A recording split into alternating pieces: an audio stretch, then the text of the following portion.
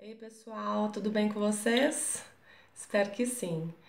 Bom, gente, a Bruna já deve ter comentado com vocês, né, que eu combinei com a Cris de mandar aí uma videoaula para vocês.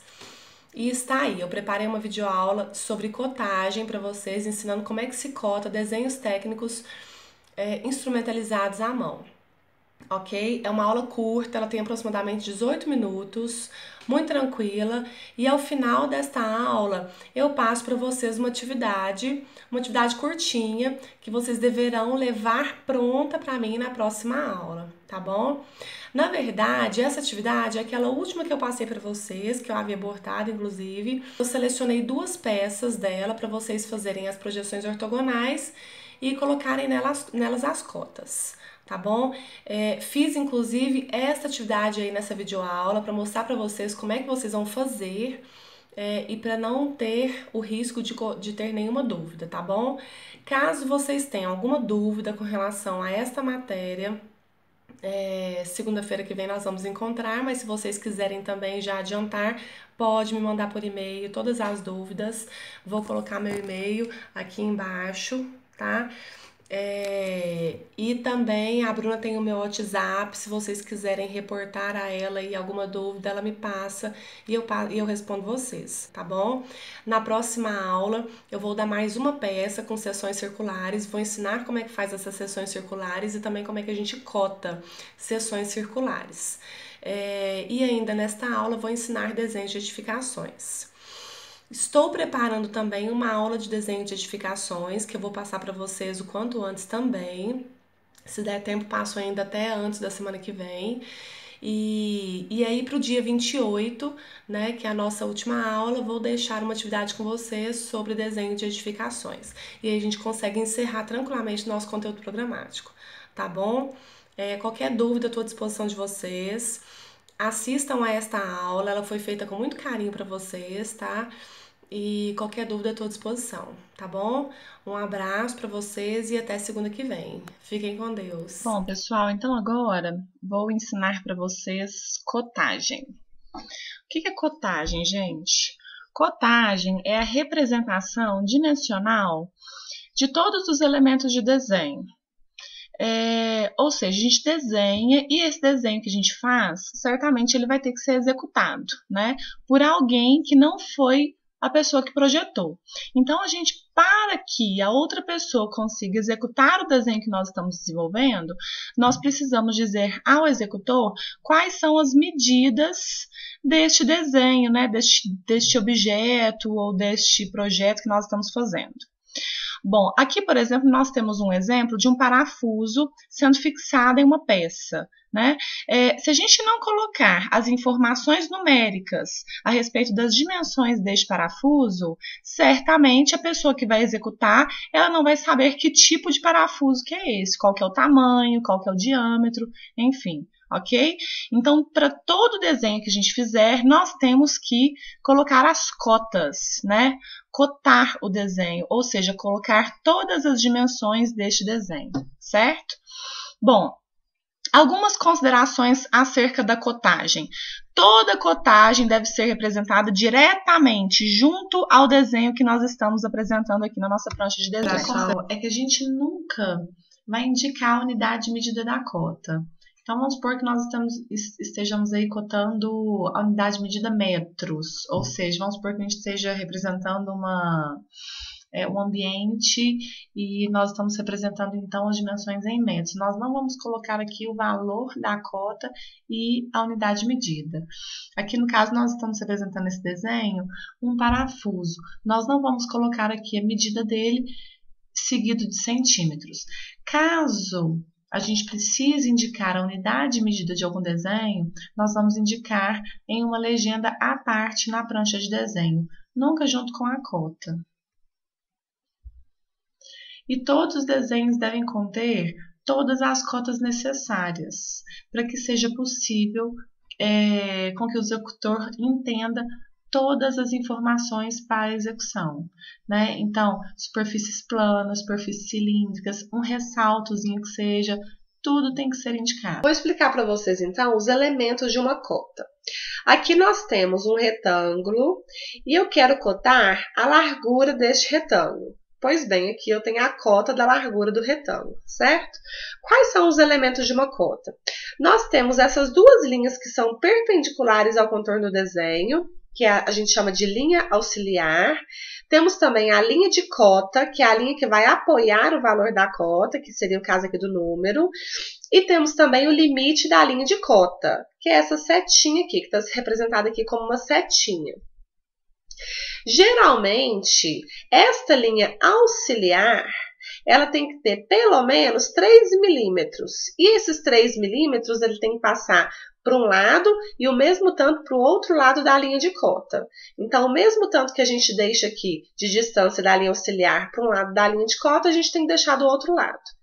E geralmente a cota fica a 1,5 milímetro afastada do contorno do desenho, ok?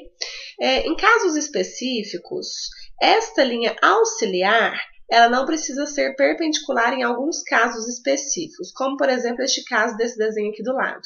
Nós temos aqui uma cota dessa distância aqui que eu estou mostrando para vocês, e temos aqui uma face inclinada, uma face oblíqua, estão vendo? Ó? Neste caso, se a linha auxiliar perpendicular ao elemento que está sendo cotado se misturar com a linha do desenho e ficar algo ilegível, aí nós podemos traçar esta linha de cota a uma inclinação de 60 graus. Isso é uma exceção e a gente só usa essa exceção para deixar o desenho mais legível, ok?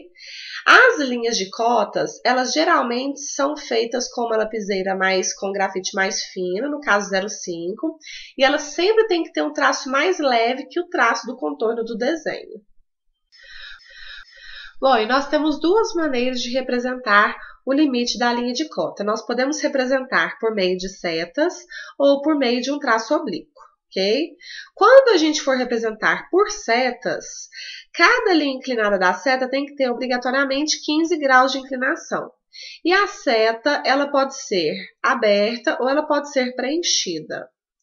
E no caso do limite de cota aqui, do elemento limite de cota, feito por um traço oblíquo, este traço, no caso, ele tem que ter 45 graus de inclinação. Para a gente que está trabalhando com desenho técnico à mão, é mais fácil a gente usar aqui o traço oblíquo, porque a gente simplesmente vai pegar o nosso esquadro de 45 graus, né, que nós já temos o esquadro com o ângulo pronto, e no momento em que a gente for desenhar, né, esse traço, a gente vai simplesmente apoiar o esquadro na régua T e vamos traçar aí o nosso limite de linha de cota.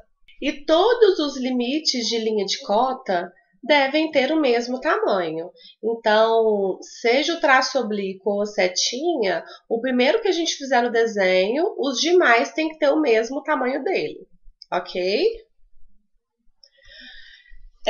E recomenda-se, né, na verdade é até uma prescrição quase que obrigatória, que todo o desenho tem que ter o mesmo limite de linha de cota. Então, se eu escolho usar o limite de linha de cota com o traço oblíquo, eu vou usar para todas as minhas cotas o traço oblíquo. Se eu escolho usar a setinha, eu vou colocar para todas as cotas do desenho a setinha. Há uma exceção, que é a seguinte: vamos supor que nós temos um caso como esse daqui, ó, como esse desenho aqui do lado. Nós temos duas cotas aqui, dois espaços de cotas pequeno, que não cabe nem mesmo o número da cota aqui dentro. Aí, neste caso, nós podemos mudar o limite de linha de cota, e aí nós podemos também, se a cota não couber aqui no meio, né, em cima da linha de cota, que é onde ela deve ficar, nós podemos estender a linha de cota e colocar o valor da cota de fora da linha de cota.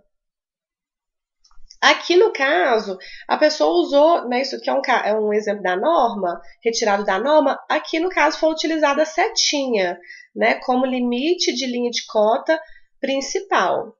Mas nós podemos usar também o traço oblíquo e fazer da mesma forma, estender a linha de cota e colocar o valor da cota de fora. Bom, e aí é o seguinte, Para todas as cotas na horizontal, o valor da cota sempre ficará acima da linha da cota.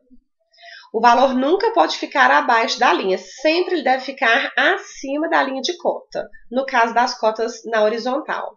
E quando nós tivermos as cotas na vertical, aqui nós temos dois exemplos, o valor da cota sempre vai ficar à esquerda da linha de cota. Então, seja de um lado, seja de outro, sempre à esquerda da linha da cota. E o número nunca vai tocar a linha de cota.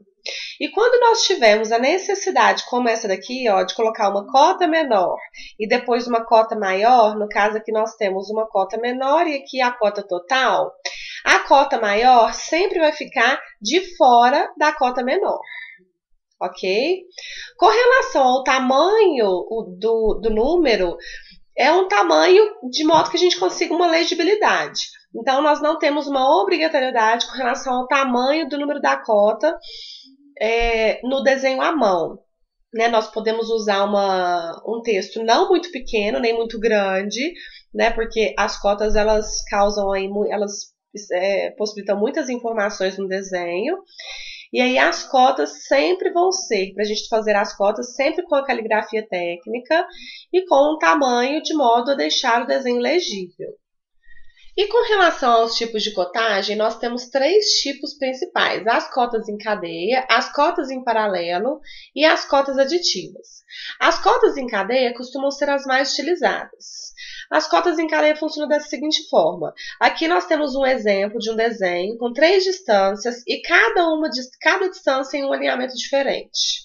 Ao invés de a gente colocar uma cota aqui e outra cota aqui, a gente coloca todas as cotas em uma cadeia só, em uma linha de cota só. Então, daqui até aqui nós temos uma distância de 300, daqui até aqui uma distância de 500 e daqui até aqui uma distância de 400. E de fora nós colocamos aqui o valor total, a cota total, o valor total da cota, valor total da distância. No caso deste lado aqui, foi cotado também de novo o valor total. Neste caso, não teria essa necessidade, ele poderia ter sido cotado só do lado de cá, ou não precisaria ter cotado de cá e ter cotado só do lado direito. Né? A gente não precisa repetir cotas, mas nós precisamos colocar todas as informações de cotas. As cotas em paralelo, elas tomam como base sempre um ponto de referência e cada cota é colocada numa linha separada, paralelas entre si. Então, nós temos aqui este ponto principal é o ponto de partida e todas as demais cotas vão tomar como base este ponto de partida. Então, essa distância de 300, né? Nós temos até este ponto aqui a distância de 800 e até o ponto final a distância de 1.200. As cotas aditivas têm o mesmo raciocínio, seguem mais ou menos o mesmo raciocínio das cotas em paralelo, só que elas são só são utilizadas uma pequena linha auxiliar aqui para poder indicar a cota. Então, a gente toma como um ponto de partida, que no caso a gente chama de ponto zero, e todas as demais distâncias, nós vamos, para indicá-las, somente puxar uma linha auxiliar aqui, mais fina que o contorno do desenho, e indicar o valor da distância até o ponto zero. Então, daqui até aqui nós temos 300, daqui até aqui nós temos 800, e do ponto zero até o final, 1.200. Então, elas acumulam entre si, que é diferente das cotas em cadeia, que cotam aí distância por distância separadamente. Bom, pessoal, e só para finalizar, para melhorar a interpretação de um desenho, nós podemos usar alguns símbolos que representem aí características dos desenhos. Por exemplo, se a gente estiver representando em projeção ortogonal, por exemplo, um furo que seja um furo circular, aqui como este aqui, o primeiro que eu estou indicando para vocês, nós podemos colocar precedente à cota aqui o símbolo de diâmetro, mostrando que o diâmetro deste furo, né, que é um furo circular, mede 30. Pode ser 30 centímetros, 30 metros, enfim. Assim como nós podemos usar aí o símbolo de raio para indicar o raio de um arco, né, ou de um círculo. Quando a gente tem, por exemplo, um furo quadrado, Que a gente, por exemplo, aqui esse furo, se a gente olhar essa projeção ortogonal, a gente não sabe se é um furo circular ou um furo quadrado, né? Se for quadrado ou circular, nós podemos colocar aqui antecedente ao número da cota essa indicação de um símbolo indicando se é quadrangular ou circular, este furo que nós estamos cotando, né? Então, esses aqui são alguns símbolos que ajudam a melhorar a interpretação do desenho.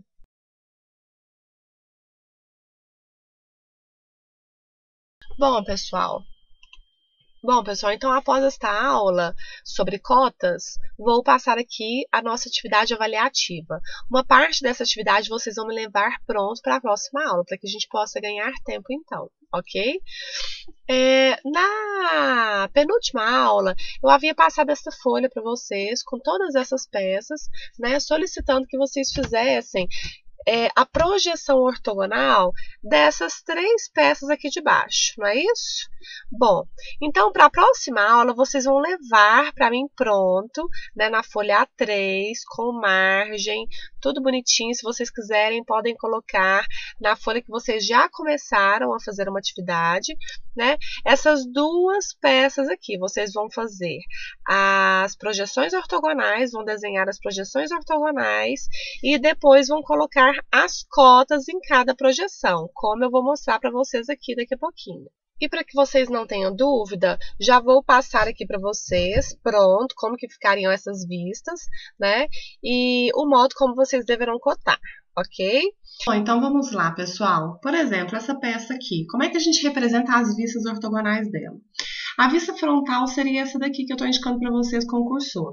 Então, aqui nós temos esta face que está mais próxima do observador, com uma face aqui com uma linha inclinada, e que no caso então é representada com uma linha mais grossa, porque está mais próximo do observador.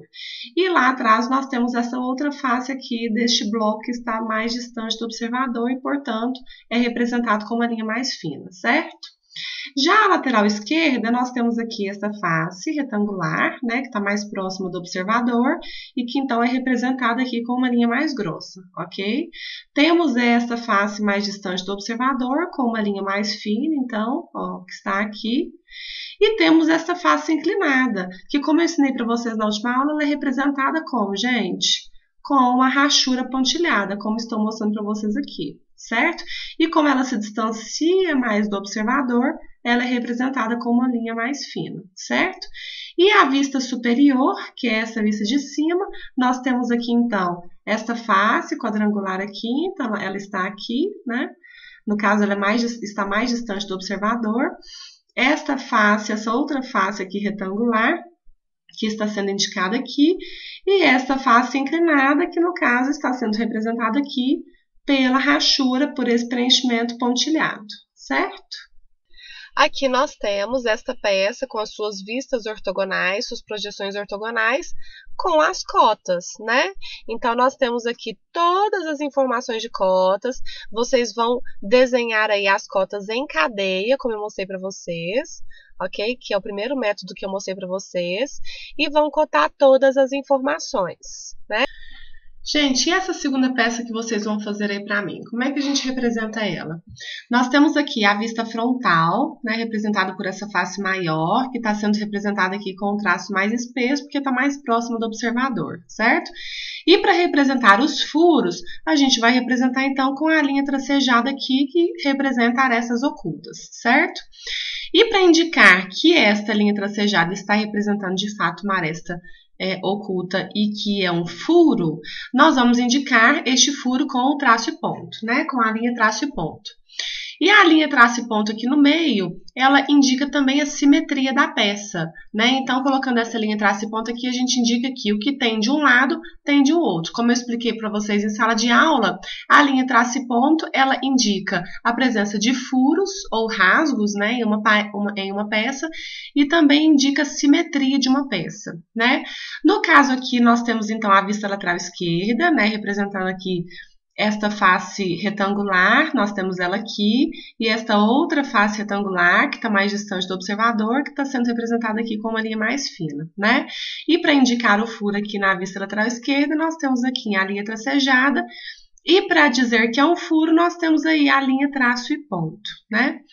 Já a vista superior, nós representamos aqui essa face quadrangular, que está sendo representada aqui, e essas duas outras faces retangular, que estão aqui nas laterais mais finas, porque estão mais distantes do observador, né? E na vista superior, a gente enxerga o furo, então a gente desenha o furo aqui, né? E para indicar que isso daqui é vazado, que é um furo, a gente vai indicar com a linha, traço e ponto, né? Na seção horizontal e vertical. E para indicar também a simetria da peça, a gente coloca aí a linha, traço e ponto, né? Dizendo que a mesma dimensão que tem de um lado, tem do outro, certo? Então, para a próxima aula, para a próxima segunda-feira, dia 21, vocês vão chegar em sala de aula com essa atividade pronta, né? Então, vocês vão fazer as projeções ortogonais dessas duas pecinhas. Já fiz essas projeções com vocês em sala de aula, fiz aqui de novo nessa videoaula, e vocês vão colocar nelas as respectivas cotas, como ensinado nessa videoaula. Na próxima aula, vou fazer com vocês, vou levar pronto essa vista para vocês verem como é que faz e vou ensinar como é que a gente vai cotar as cotas aqui das seções circulares, ok? E para revisar para a prova, vocês podem fazer aí como atividade de revisão, né, sem ser avaliativa, não sendo avaliativa, essas demais peças aqui da parte superior aqui dessa atividade, ok?